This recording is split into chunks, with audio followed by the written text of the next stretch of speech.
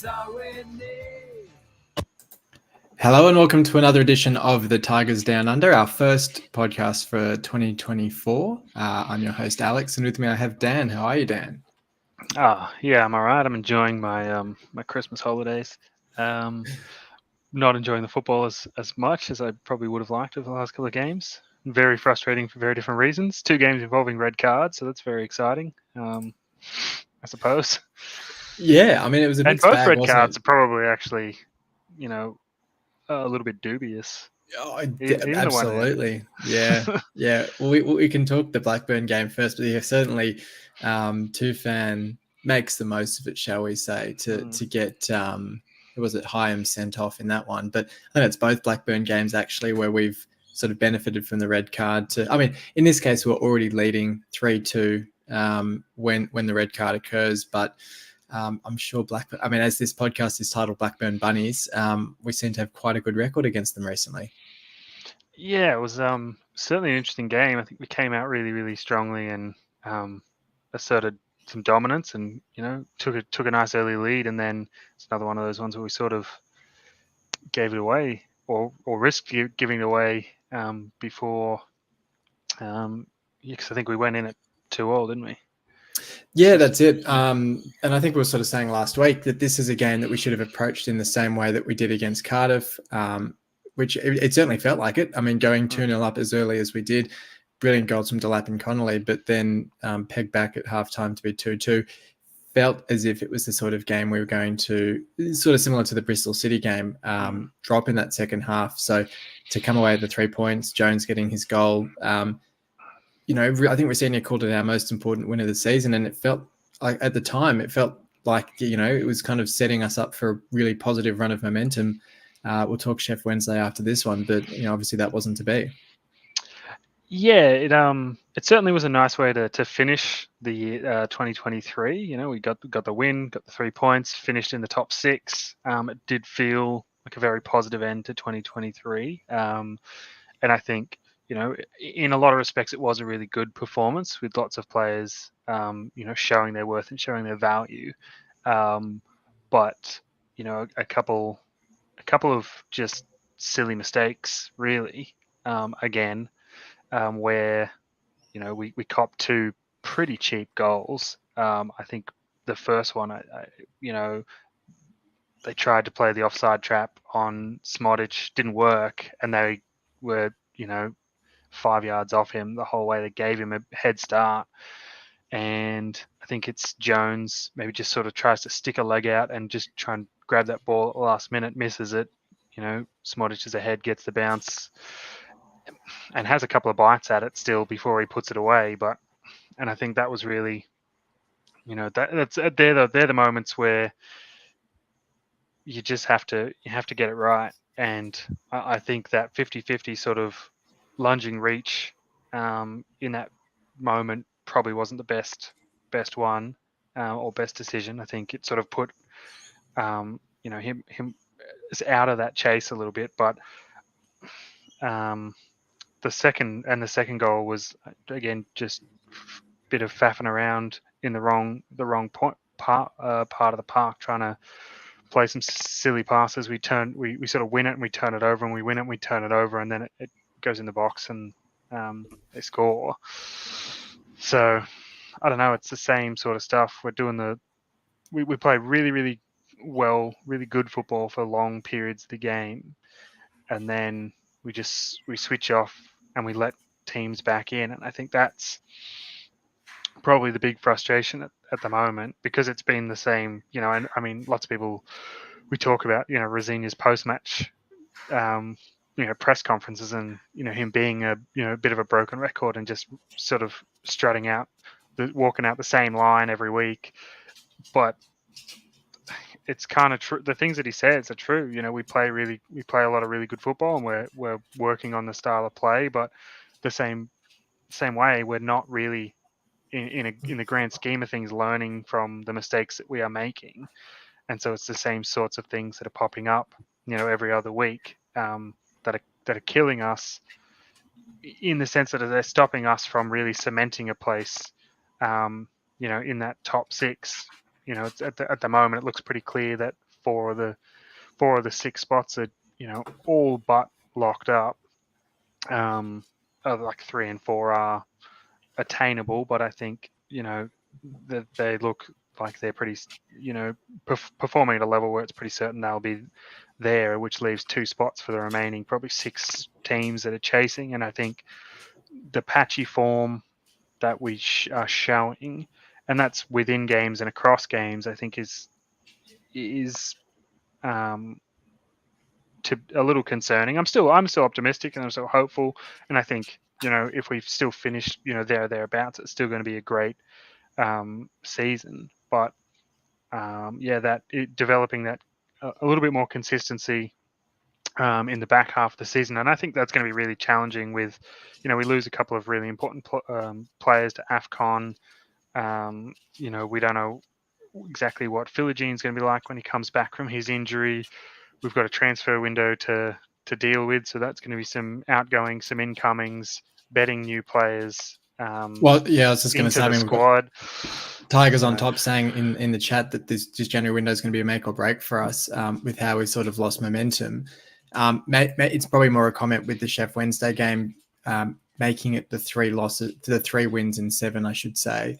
But even with this Blackburn game, as you say, I mean, it's those same old issues that we're having with conceding the goals. Do you feel as if it's a personnel issue? I mean, I think, we seen Ingram come into goal. Everyone was sort of criticising Allsop, and then he's been injured, so Ingram's come into goal, and now we're sort of criticising Ingram, and not us, but the supporter base. It feels as if there's this issue with the number of goals that we're conceding. I don't know. We're sort of expecting to see a new left back probably come into the club in the next week or so, to give us a fit option there, because we've had Vinagre out for most of the season. But I don't know. Does it seem as if it's something that we can fix with personnel? Is it a style issue, a structure thing, or what is it? I certainly think that getting a good left back who's fit and durable and everything into the squad is certainly going to help. I don't think that one position is our entire undoing, because, I mean, you look at the Blackburn game, and neither goals came down that side. One came through the middle, and one was lost on the sort of right hand side of the box.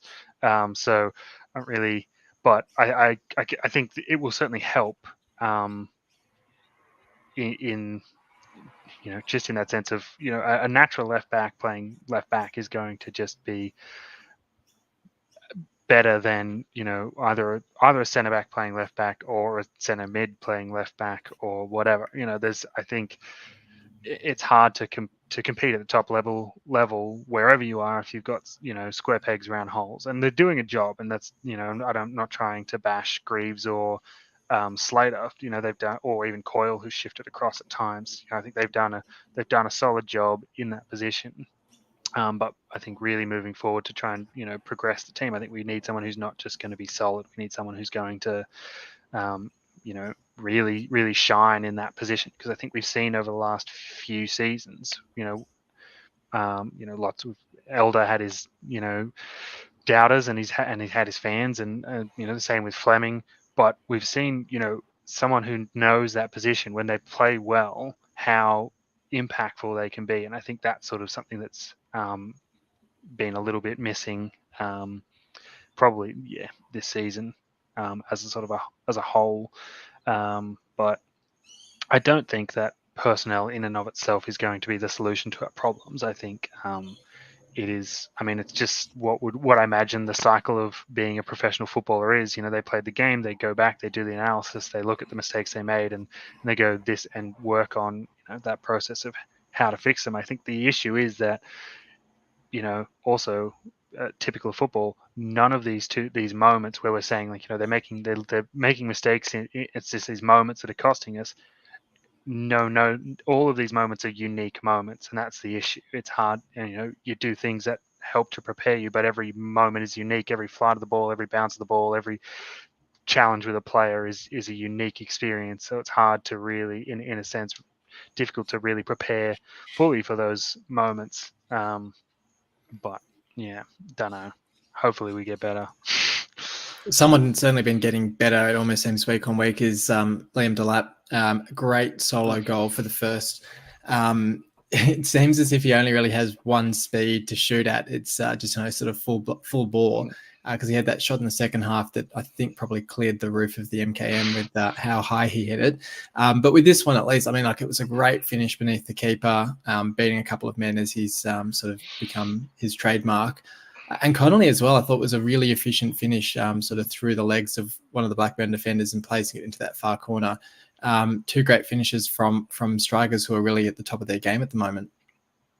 Yeah, Delap, the trademark, the burst into the box, and the cutting to and fro and sending defenders the wrong way. And I actually thought, once he got to that position, I was sort of thought he was half holding it up, half waiting for to cut it sort of along that towards the 6-yard line for Connolly or someone at the back post to be coming in for a tap in. And I didn't really expect him to shoot, but he did, and he sort of finished with aplomb. It was a good, really, really good goal. I think that took him to 7 as well. So we got 2 on 7 and 1 on Connolly on 8 now. Yeah.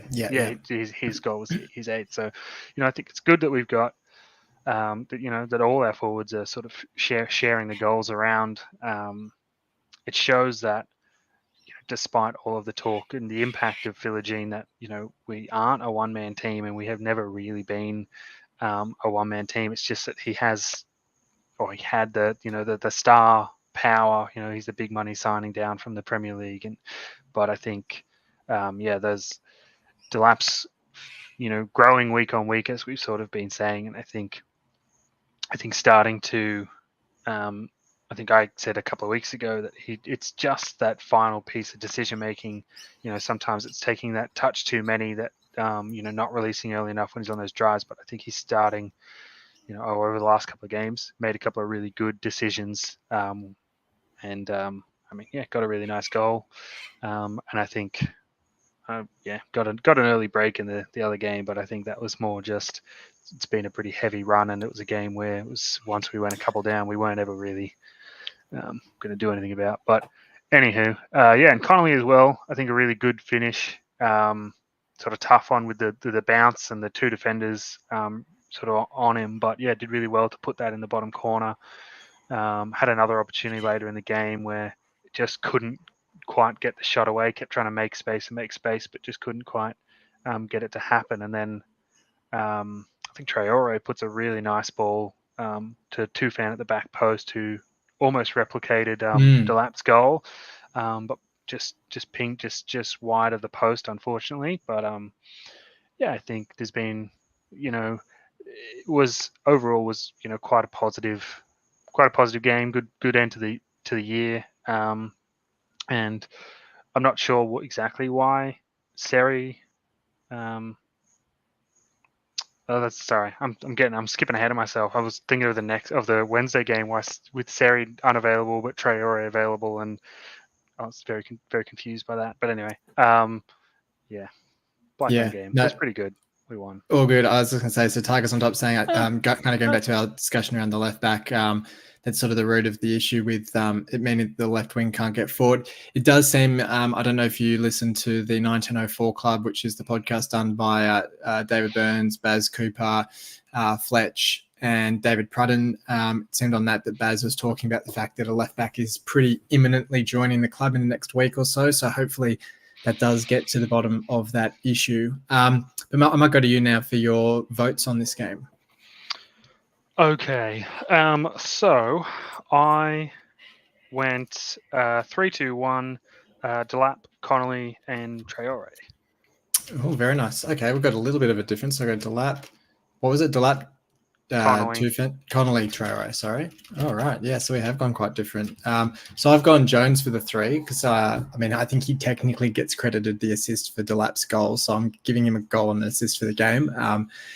Scoring the winner, I think, gives him a bit of a boost in my book. So I've gone him for the 3. I went Delap for the 2, and I went Tufan for the 1. I thought Tufan had a good game. Mm-hmm. We sort of alluded to at the start, did a good job in getting the man sent off, which all but ended the game as a contest in our favour. And we'll talk in a second about when red cards go against us. So it's only fair that we also enjoy them when they go for us. But I thought it was a reasonable display from him in that one.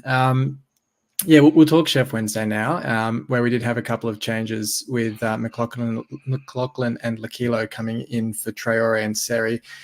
Yeah, I think as Tigers on Top says here, I'll bring it up. So apparently the story is that Seri didn't have permission from the Ivory Coast, so we would have been, fined by FIFA or anything like that if we had played him. I think we did get permission for Traore, but for one reason or another, I suppose also once we had the red card, Rosenia just didn't want to risk him and throw him on needlessly in that sense. But it was one of those games where it really highlights the absence of Seri and what he does bring to the team. And we've said before when it comes to someone like a Slater, but those players in that sort of central midfield role where it's sometimes, you sort of overlook the impact of their performance on the team, where you sort of say, oh, they're just passing the ball sideways or they're just recovering the ball. It's actually still quite a valuable role in the side.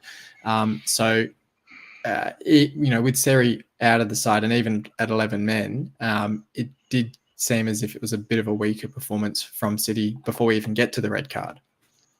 Yeah, I think certainly we started,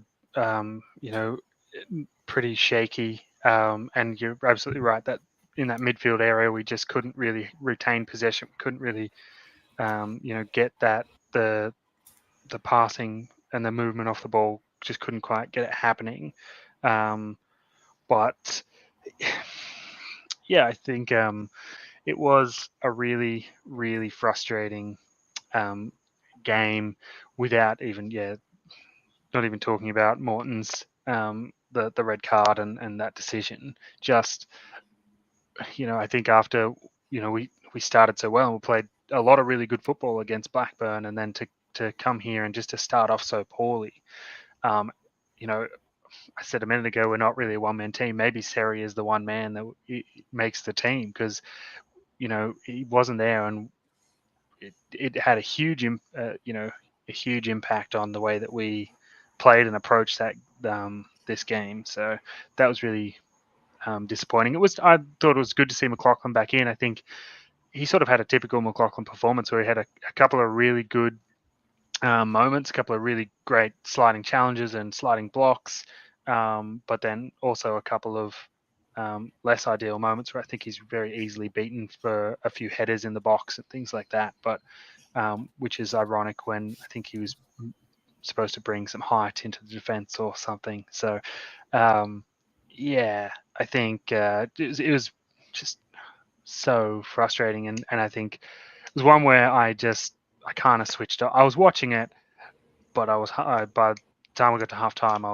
it was 50% or less that I was watching. I was watching and giving my full attention, because I think it's one of those games where the red card, what should have been a really exciting, interesting game, the red card really sapped all of the life and interest out of the game. And it wasn't a red card. Yeah. I don't care what I don't care what the refs, what they say, and I think I said I don't believe it's a red card. I think it should get overturned. But from the beginning, I have not believed that they will overturn it. So we'll see what happens there. I think the key for me with it as well is how early it is. And I know a red card in the first minute should be the same as a red card in the 90th and all of that. But I think I saw an interview with Greaves after the game where I think he went a little bit too far in his comments. But one that I quite agreed with was, you see the ref sort of hesitating when he sees the challenge go in. He sort of looks as if he's sort of walking towards it. And then the Chef Wednesday players surround him, which, it's an issue in itself. They should be being booked for that given the new rules, but he doesn't book them. But they surround him, and he then brandishes the red card. And I think if there's any doubt in his mind, if there's any uncertainty, I think the fact that the game is so early should be playing into his mind a little bit more than it does, in terms of how quick he is to give that red card, how certain he is to give that red card.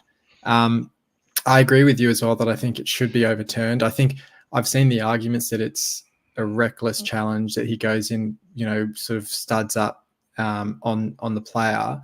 And I can understand to an extent that argument, because I know that in the laws of the game, it doesn't even talk about contact with the player, that it's strictly, you can have red cardable offences where there's no contact with the other player. If you're sort of jumping in 2-footed, that sort of thing, I don't think it's as bad as that. So I don't necessarily see that argument holding up.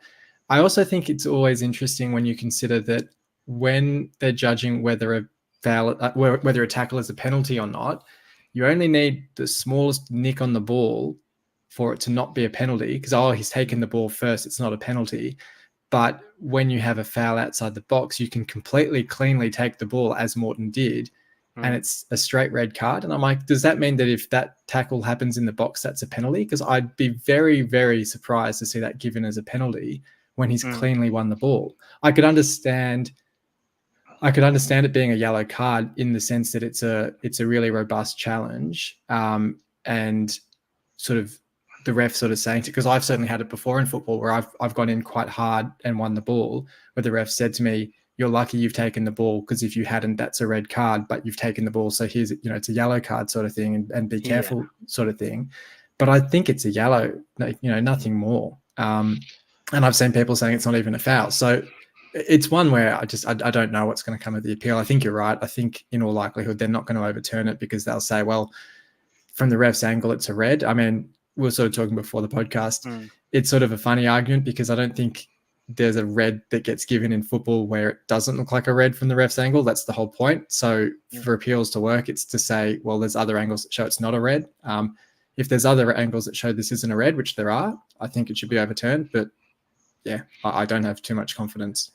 Yeah, I think there's a couple of things that worry it for me. Now, I 100% agree. I think he goes to ground I don't necessarily even think, at first I thought it was, they'd say it's reckless, but when I watched it again and I watched the highlights and I watched the tackle again, I thought it's not even that reckless. He goes down and he takes the ball with 1 foot, and his second foot just slides through behind. He doesn't have straight legs. He doesn't have anything that actually indicates a really dangerous thing, except that after he makes contact with the ball, his foot rolls over the top of it.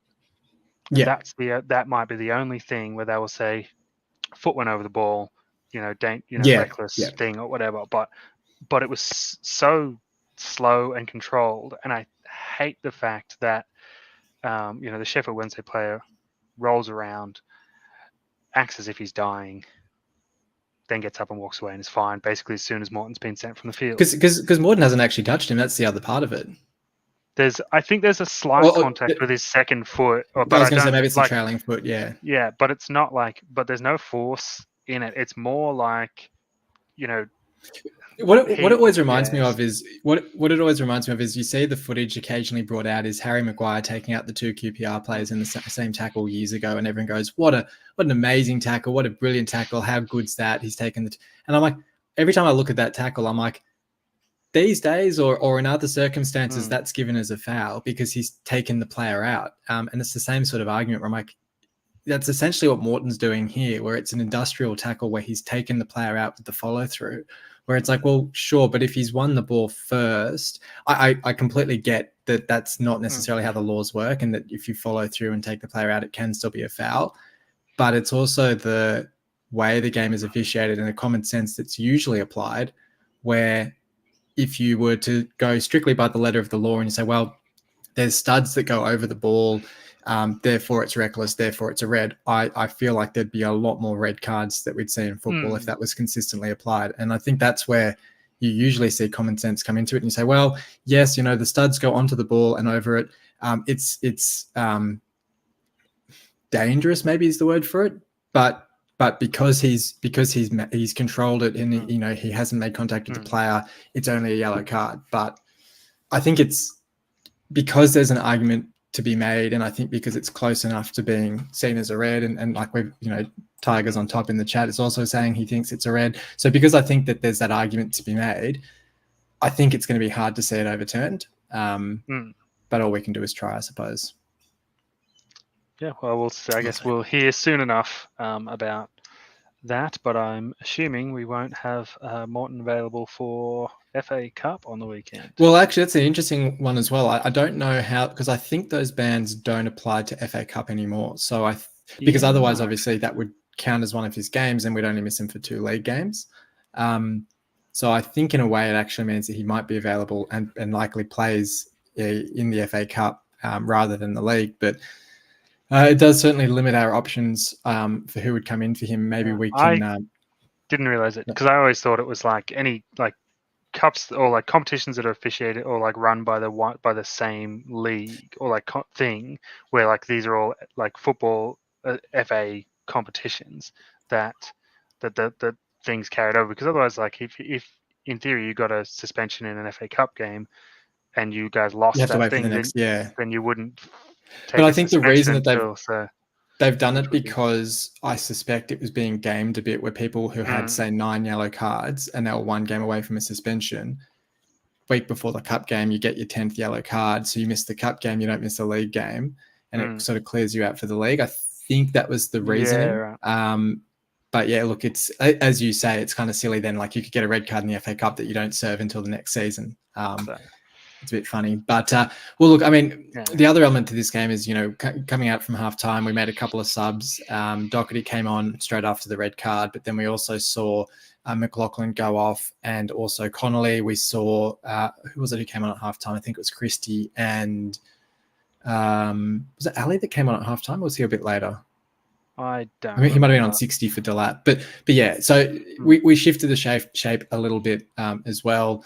I think Delap was pretty frustrated when he was taken off. You sort of talked earlier about the fact that clearly we were sort of preserving players or giving them a bit of a rest once the game looked lost.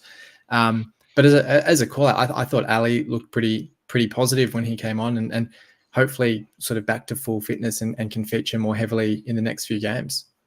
Yeah, I think his couple of cameos off the bench, recently he's actually been quite bright. Which I don't know whether that means that there's still plans that he's still going to be around. I mean, I guess if he's playing, it bodes a little bit well for him. I think the thing will be like something FA Cup game. That's probably the perfect opportunity to say, here's your opportunity for for 60 minutes or whatever he's capable of. Show us what you can do. Prove that you are worth keeping around for the rest of the season. Because I think when he's on, he certainly has something about him. I think he actually looked these couple of little bits, especially against Sheffield with 10 men. Looked quite bright and looked a lot smarter and than he did 12 months ago. So interesting to see how that all plays out. But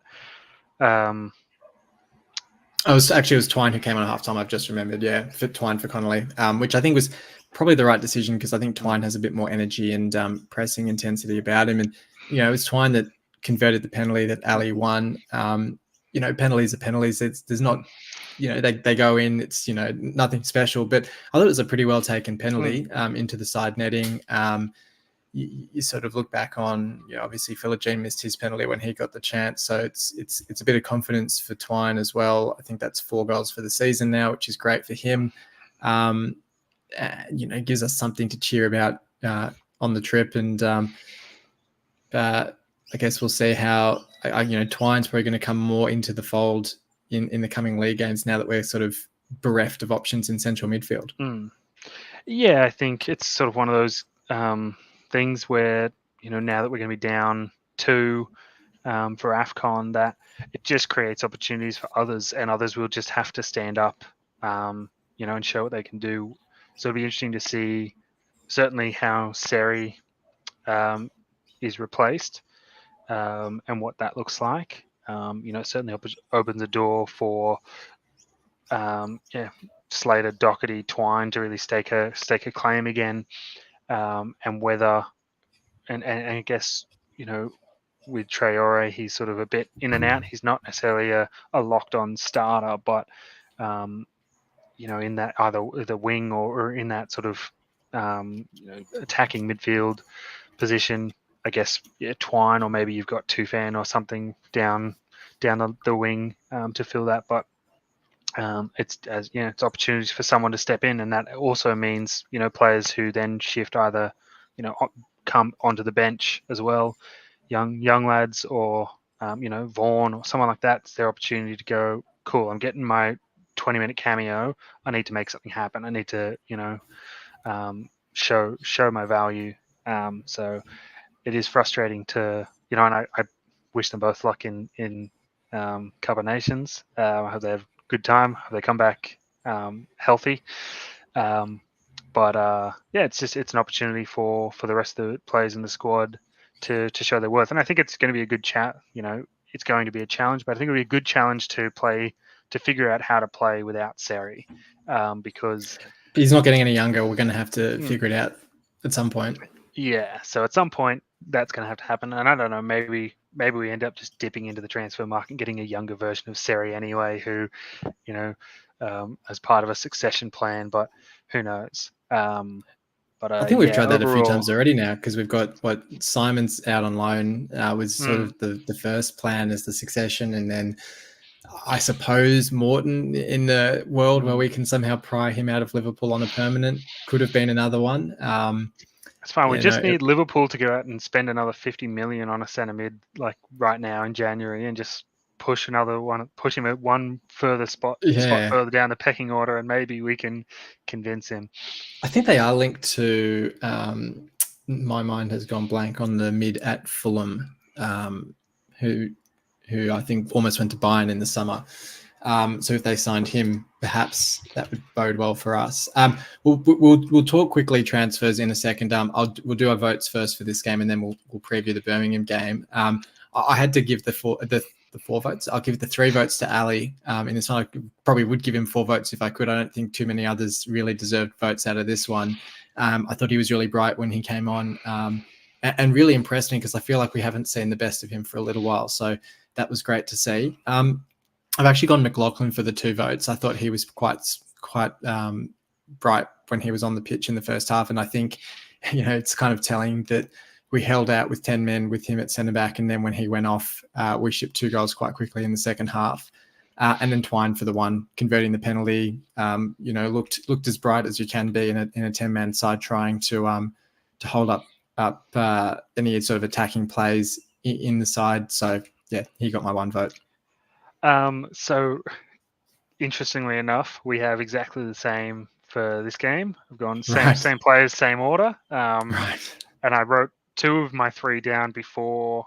Well, actually, I wrote all 3 down before we started. My Twine was the one I wasn't sure of, and I decided about 30 seconds before we went to air. But yeah, so Ali, I think, seemed to be. I mean, 1 created the penalty, but seemed to be, was effective in a team that was a man down. So I think deservedly got the 3. And again, I think, as you, I thought McLaughlin was pretty good. Not flawless, but I think showed certainly showed his value, and I think it was just a circumstance of the red card and sort of a shift in shape and shift in sort of approach at half time. But I'm not entirely sure sort of why. Like, realistically, we would have probably been better off just parking the bus and stacking it up with as many bodies behind the ball as possible, instead of what seemed to be, we're going to go for it and try and jag a goal, and then we'll try and hold on to that.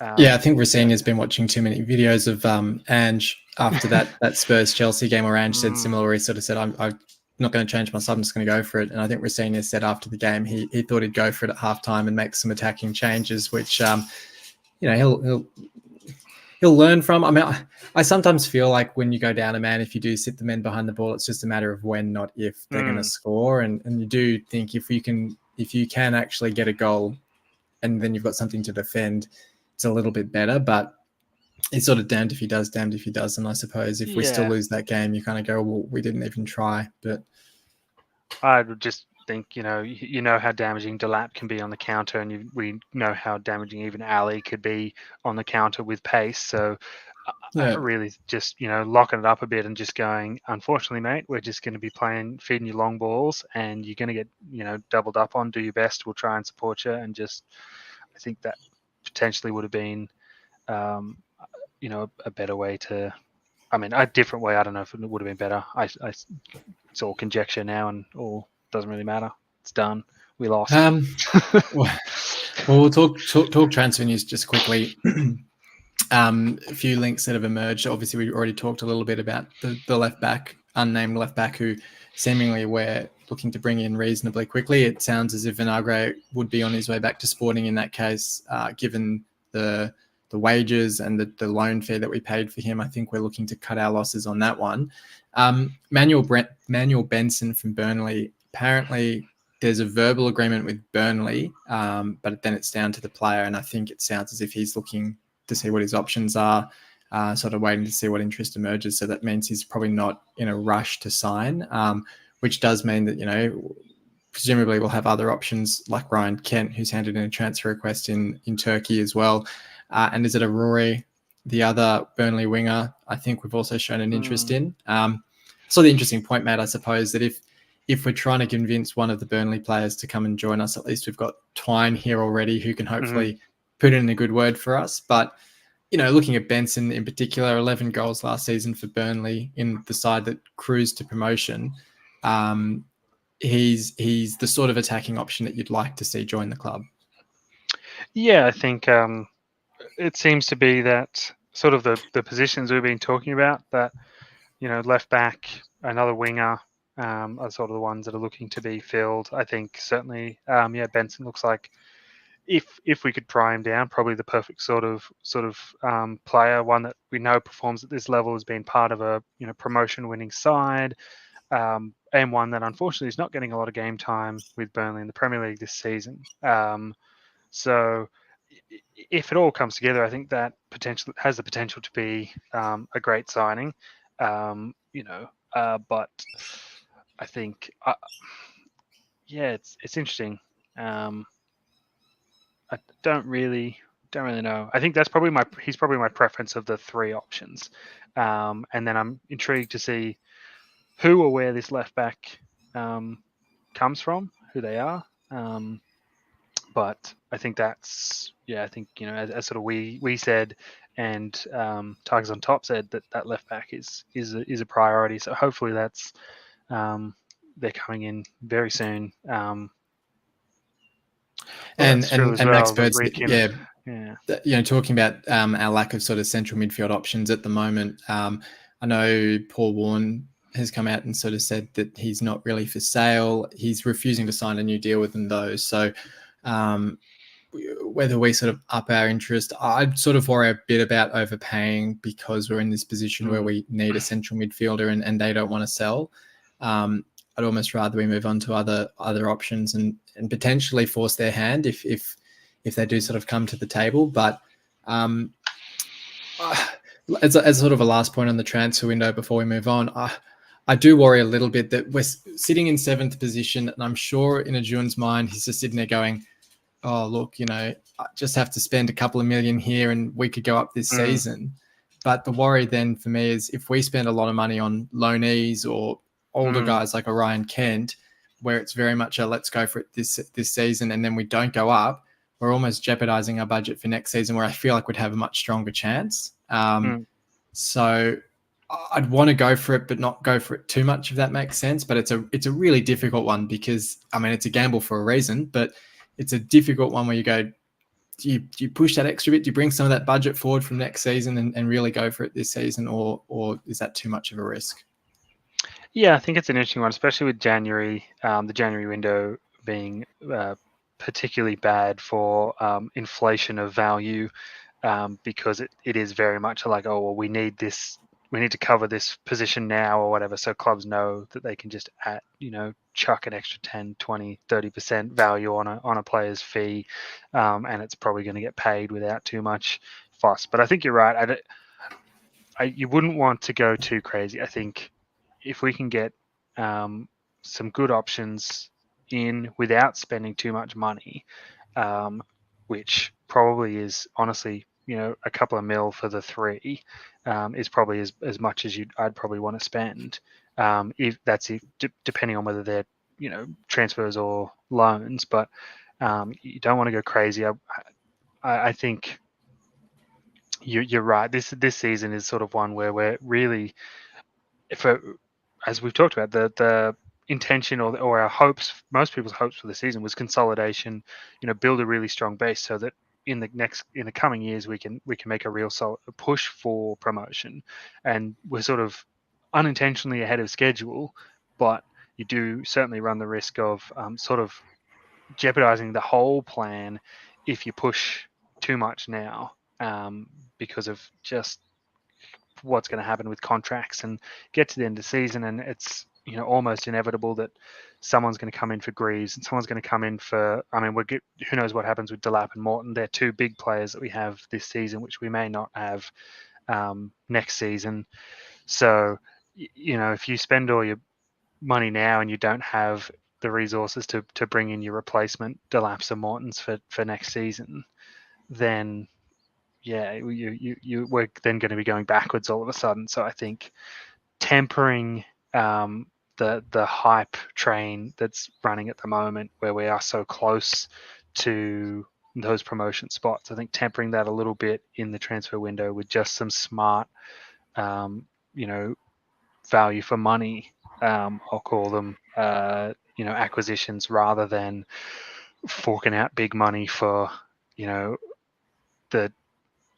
the savior or whatever to come in and carry us to the Premier League ahead of schedule. I'm sort of with you, I think, on that, the approach. Yeah, and this point here is also a pretty important one in terms of the loan spots available. So I think you can have 5 loanees in a matchday squad at any given time. We sort of talked before that it seems as if Vinagre is going back to Sporting. There's also the issue that Twine's getting interest from Bristol City, and whether we would have to buy him from Burnley to keep him at the club, or whether he'd then go to Bristol City. It does suggest there could be a few loan spots opening up. The other option, of course, fingers crossed, would be if we did manage to buy someone like a Delap on a permanent in January to open up a loan spot. But, to that broader point around, you look at your Bensons and stuff like that, if they're going to cost money to come in, and you sort of look at it and go, well, you're spending a lot of money to bring in someone for half a season. It's starting to gamble a reasonable amount that you're going to manage to go up this season, rather than bringing in by comparison, I'd rather spend the money on getting a Delap permanently, even if that doesn't actually improve the squad for this season. It means longer term we've got a great asset in Delap. So look, it'll be an interesting window and a sort of a balancing act in terms of what we do in that sense. Yeah. The only other thing I would say is in terms of the financial side of it is who we also, whether we get fees for any players, outgoings, because there's certainly, I think, you look at Cynic, I think he's back in Turkey recovering from something anyway or something. So I think he, probably on his way out, hopefully. I think we've already sort of talked about some others that are fringe players. I think we mentioned Ali as one who might, could attract interest. And I think he is from MLS and potentially back in Turkey or something as well. Doherty, who's there, sort of, again, one of those fringe players who's not really doing a lot. And then potentially on wages, you free up a bit of space by sending out some of those kids, but you're not going to free up a lot of space by sending out, Vaughan and stuff like that. Yeah. Vaughan, Matty Jacob, those guys who are only on, a pittance. But I guess like every pound is a pound, right? You send out a few young kids and you can maybe scrape together enough to get someone who's a little bit more experienced. Yeah, no, it'll certainly be an interesting one. We'll do a quick player review then before we look at Birmingham. And it's Adama Traore this week, who been at the club just a year and a half or so, but has only really been playing for us for about a year because of that hamstring injury he suffered upon arrival. So he's made the 31 league appearances, which is, it's an interesting number because you sort of think it feels like, obviously he's been at the club a whole lot longer than that, but has been reasonably limited in what he's been able to do for us, having scored 3 goals in that time. Free transfer from Hatayspor in 2022. I think he was, from memory, sort of that first name linked that summer, even before Seri and all those guys, and Tufan even before those guys. He was sort of pretty much like that first, we're making this signing from Turkey, new era. This is the sort of player we're looking at. I remember looking at his stats at the time and thinking he didn't strike me as, someone who's going to light up the championship. And fair play to him, when he did actually get fit last season and get into the team, he looked really good, and he still has looked good at times this season. But just talking then about freeing up wages, freeing up potential transfer fees from selling players, I don't think you're going to get too much if you did sell Traore given his age. But certainly in terms of wages, he's the sort of player I look at where I go, he's probably not had the level of impact that you would hope for the wages that we're paying. Might not be in a rush to sell him this season, but he's probably one where if you've got interest for him in the summer, I could imagine the club potentially looking to let him go. Yeah, I think it was a weird one because I think the big thing was that when the name got dropped and everyone got very excited about a different Adama Traore, but Melbourne Victory Adama Traore, right? There's a few of them going around, but and then sort of arrived, injured, spent a long time out. I think came back just before, in about December or something last year, and so it was almost like a January signing before January, but seemed to go. I think took a couple of games to sort of get into it, but then had some really strong performances the back end of last season, and has shown his value in the squad, I think, overall. But 3-30 for a winger / attacking midfielder, it's not great, but it's not terrible. I'm throw a few assists in there, I'm sure, as well. He's going okay, but you're right. But I guess that's where I go. He's going okay, but I look at, for example, a Lakilo, who I'm sure is on a much slower wage, but has a seemingly similar output. I mean, I know Lakilo hasn't scored yet, but I sort of look at them and go, if you're going to have an okay attacking player, I'd be happier having a Lakilo in the squad than a Traore. Yeah, and I get that. I certainly get that. I guess the counterpoint, or not the counterpoint, but the other point is you look at, say, I guess you sort of ask players in similar positions. If you go, okay, well, he's not performing that well on the wing, and he's not really a winger, so that makes sense. That's fair. If we put him in his best position, you go, well, let's say attacking midfield is his best. When Twine's played there, which they seem to be the ones they're sort of battling it out for that sort of number 10 position that I think, up until a month ago, you would say, it's a fairly even sort of a thing. There's not really a lot of output from either of them, but I think recently you would say Twine is certainly showing a lot more value in that position. He's on loan, but he's a lot younger and has now more goals in a lot less appearances. Because what's he got? Is 4 or 5? 20 something. 4 and 20, I'd say. Yeah, something like that. So that's certainly better than 3 and again, it's not a heap better than 3-30, but it's one every 5 games instead of 1 every 10. So I think maybe that's sort of one way you go, well, let's if you can convince him, but you get rid of Traore, free up those wages, throw him at Twine, try and convince him, try and convince Burnley to sign him up. But I think he's been I guess that's the thing, he's been okay. Some really good moments, but just I think had a couple of cracking opportunities over the last couple of games and just couldn't quite get them. Was one, I think, at the back post. It was at Bristol City, I think. Yeah, I think to make it 3-3. Just about, and he could have just had to get it inside the post, and he taps it in, and he couldn't. And they had a cracker that I think hit the crossbar, or just about hit the crossbar against Blackburn, maybe. Sort of on the half turn and half volley and pinged it. And, right, but I think that was right before Jones's goal. I think that led to the corner that Jones scored from, because I remember seeing that and going, it was a great swivel and shot. I'm like, if he'd done that against Bristol City, maybe he finds the back of the net. But he's one of those nearly players. And I guess the frustration, if he was 4 years younger, you go, he's a great player. He's building into a good squad player, but he's 31, I want to say. I'm going to look that up now. Sure, something like that. But he's definitely on the older side. I think he's a couple younger than Seri, I think. But because I think he was 29, 28 or 29 when he Oh, signed. you're So, right.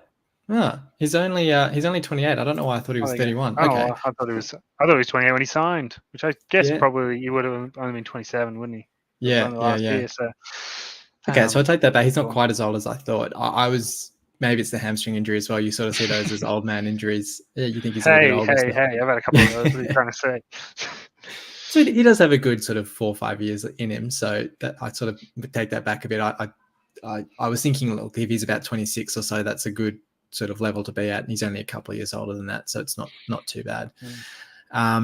Yeah, but look, we'll see how he goes with Marley at the Cup of Nations. Hopefully he comes back fit and can have a real impact second half of the season. Yeah, get a couple of goals there. Come back full of confidence. That's what I reckon. That's it. Well, we'll talk Birmingham now in the FA Cup. And coming into this episode, I didn't think there was a whole lot to talk about with this one. And then news broke yesterday that Wayne Rooney's been sacked as Birmingham manager. We hardly knew him. It's only the 13 or 14 games I think he's had in charge with them. It's one of those ones where I sort of think they were idiots to hire him, but they're also idiots to sack him at this point in time. I think if you're going to hire a manager where you want them to completely change your style and then not give him a transfer window and then get fed up that he hasn't changed your style, I think you don't really know what you're doing. And to do it right before the transfer, or as the transfer window opens as well, you're going to spend like a week or so of the transfer window getting a new manager in anyway, unless they've got someone lined up. But it's just a bit chaotic down there at the moment. Yeah, look, I'm glad that we don't have to do a podcast on Birmingham City because, like, I think it would be like when we had Run to the Allams, we were just complaining about the regime all the time because I don't remember why they sacked the previous manager, but they were fifth and now they're 20th, and they've sacked the manager again. And you go, well, why were you getting rid of a manager when you're in fifth place anyway? I don't remember what the reason was. All I remember was Rooney were we his first game in charge? Second, I think it was his first home game. Yeah, right. So yeah, it's very it's just so weird. You're right. Like, it just doesn't make any sense, and I think it shows. I mean, look, it does give me a naivety or a poor, just a poor back of house setup that they're just making these impulsive decisions. It was a little bit different, but maybe I don't feel impulsive to them, but I guess you just go like, yeah, how else do you describe sacking a manager in fifth and then bringing someone in and sacking him after 13, where he hasn't had the opportunity to actually do anything with the squad? Like, it's different when you go, we had Shotta. I was just gonna. We sacked him after half a season, but he was there. He had the window. He was there, had some say in bringing in Oscar, Tete, whoever else, all those guys. All these players that came in, and some of those have been, they've gone on and been fine. After his ineptness as a coach was shown, and since he was shown the door. So I don't know. I think it'll hopefully gives a good opportunity to. Well, I was going to say, is it going to put them into chaos, or is it going to sort of galvanize them to get a result? I think the fact that it's the FA Cup, I think that it's not going to be important. It's not going to matter to them at all. I think in a sense that it's going to, they are not going to be thinking the FA Cup as an important fixture for them. And it's not one that I think they're really going to be rallying to win, because currently their real priority is going to be staving off relegation, because they've somehow gone from top six to edge of the relegation places. And I think that's the key for should be their priority and their preference, is going, this is going to be a game where, I think they'll throw out a reasonably strong side. It'll be whoever their interim managers, goes, well, we'll see how you go, get a bit of a feel for what he wants for them. But I think for them, it's kind of going to be more of and this is obviously speculation, but more of a training game, preparing them for the week after when they've got a league game where they, are going to desperately need 3 points. I think it's a luxury they can't really afford at the moment, if that makes sense. Yeah, for sure. The interesting angle I saw pointed out from our perspective in terms of motivation to win this game is when you look at our league fixtures after the FA Cup, we've got Norwich, Sunderland, and Southampton as our next three. Now, the fourth round of the FA Cup, I think, would mean that Southampton game would get rearranged and played at a later date. So I saw the argument made that, well, it's almost the bigger incentive in winning this game is delaying that game. You get your Morton back from suspension. You get potentially, if it's delayed far enough into the future, you get your Seri and your Traore back as well. That's all. Yeah, Philogene as well. Great point. So there's almost more incentive from a league perspective to win the game, which I found quite funny. But I'd still expect I'd see quite a heavily rotated City side. Delap getting the rest against Chef Wednesday. Maybe he comes on as a late sub in this game. Connolly as well. So it'd be a really interesting one to actually see how we line up and who we'd have as a forward, because I'd imagine presumably Billy Sharp could well start for this one just to give him a full run out. I don't know. Yeah, not sure. It's interesting. Although that is a good point. Billy Sharp is now available for selection, so he'll certainly play a part. Be interesting. I wouldn't actually be surprised to see. Yeah, I think the indication with the few early rotations in the game, once it was sort of out of reach, sort of indicates that we've obviously had a pretty busy period with 4 games in, I think it's only like 10 days or something crazy. So some rotation, but I don't necessarily think it's rotation and resting up for this game. But I think a lot of those players will still play a part. Maybe Ali starts up top actually. Yeah, I wouldn't be surprised to see a forward line that maybe looks like Billy Sharp. Probably Lakilo, because he probably needs more minutes. Maybe Ali, maybe even like young. Was it Matty Jacob or one of those other young forwards that we have? Yeah, what's his name? Is it Sandat or something? Harry Sandat. No, he's gone on loan to Southend, I think. But yeah, maybe one of the younger guys. Yeah. I think Jim Sims is back as well. Is it? Yeah. Possibly, Andy Smith getting a start. Him and McLaughlin maybe. I'm not sure.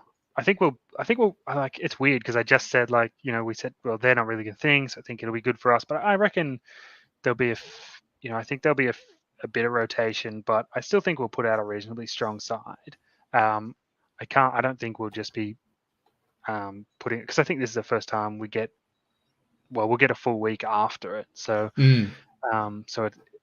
I think there'll be enough. They'll do their assessments, check their loadings and all that sort of nonsense and see. But I reckon, see Doherty from the start. Call this the shop window game. Yeah, just Got about. a few players in. Yeah. Don't know. Maybe Christie starts. I mean, if he starts, can we start him higher? Can we just start him as a winger or something? Because he seems to go better up there. Let him play 45, get tired, and then we'll bring Delap on to play the second half or something. Yeah, but it'll be interesting. I think cheap tickets as well for this one, so hopefully means a pretty decent crowd at the MKM. But I sort of say this every year with the FA Cup. I'm actually always a big fan of trying to progress in the FA Cup. Rosenia obviously started in an FA Cup final for us, so has some pretty decent pedigree in the competition for City. So I think we had Fulham this time last year, so it wasn't as much of a chance to progress. But you never know. You win this one, you get a trip to Arsenal or Man City or someone like that. It's a good day out for the supporters. It gives the players a good chance to get a bit of exposure against a Premier League team. I don't necessarily see the downside. I get the argument around fixture congestion and stuff, but to your point, we've got a week off after this game to the next game, and I think we're at the other side of the Christmas period now, so it's a bit less congestion in that sense. So I don't think there's as much issue in that sense, and you can rotate as well anyway. So I'm always a fan of staying in the competition, and like we said, I'd back us to win it. I think even with Rooney gone, I think Birmingham's focus is elsewhere. They're in a bit of turmoil, and I think we can get the win in this one. Yeah, I think we'll get a win as well, and I think the other benefit of having cup fixtures is that rotation, is that ability to allow some of those fringe players to get some good minutes. It might, Vaughan is one as well, who I didn't mention, is a good opportunity for him to start and try and show what he's worth. So I think something like a 2-1 or something, or a 1-0. Like, I don't think there's going to be heaps in it. I think it'll be a bit scrappy and a bit messy because I don't think it'll be our top 11, but I can see us getting the job done. And thankfully here in Australia, we've got all the games on Paramount Plus, so you can watch this one at, what is it, 2 a.m. I suspect it probably is. So we'll see how we go in that one. But thanks for joining me for this one, Dan. That's all right, anytime. Seems and to be thanks every everyone week at the moment. Yeah, that's it. It's the holiday period, so trying to get the teachers on while I can. I think we'll try and get Logan on next week once he's got his laptop back up and running. But look, thanks everyone for listening in as well. It's actually, ended up being quite a long one. But we'll be back next week. We just got the FA Cup next week to chat about, so it'll be a much shorter one with maybe hopefully a bit of transfer news as well. So see how that all goes. But until next time, come on City.